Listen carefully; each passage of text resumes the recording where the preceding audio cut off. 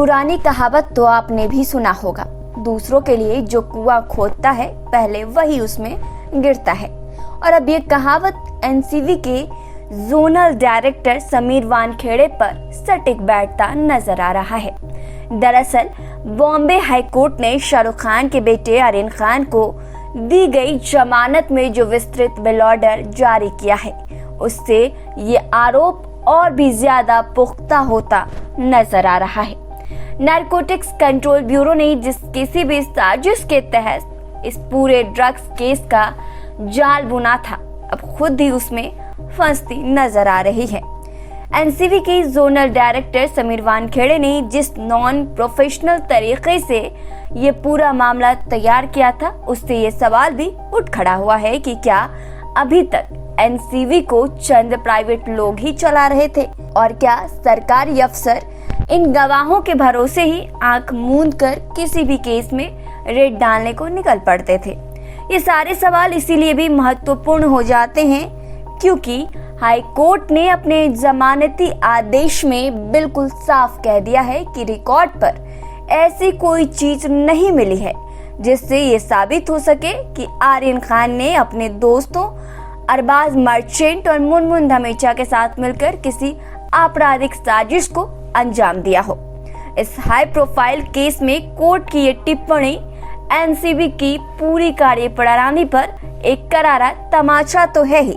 साथ ही ये महाराष्ट्र सरकार के मंत्री नवाब मलिक के उस आरोप को भी और पुख्ता करता है जो पहले दिन से ही नवाब मलिक लगा रहे हैं। ये पूरा केस ही किडनैपिंग और फिरौती वसूलने की एक साजिश थी। इस ड्रग्स केस की शुरुआत से ही ये सारे सवाल उठाए जा रहे थे कि वानखेड़े ने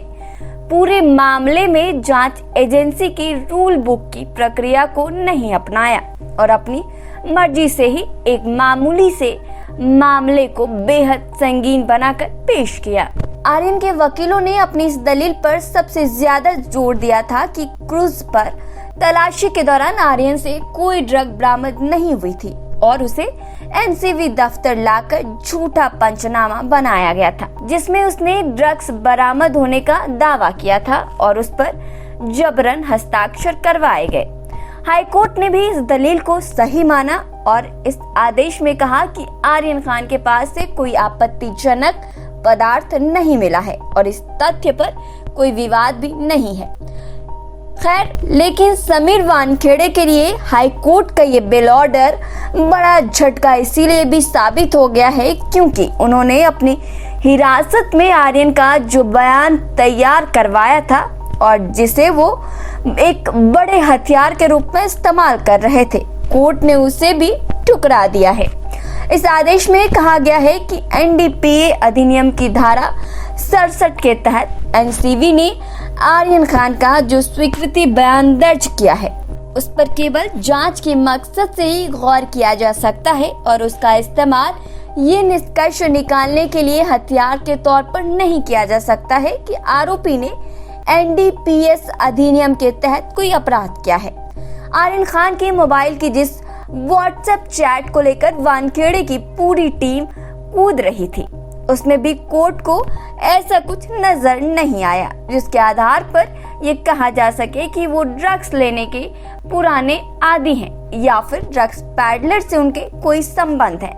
कोर्ट के आदेश में कहा गया कि आर्यन खान के मोबाइल फोन से लिए गए व्हाट्सएप चैट से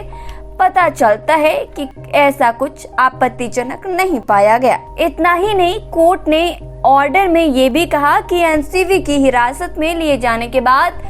तीनों का मेडिकल चेकअप भी नहीं कराया गया था जिससे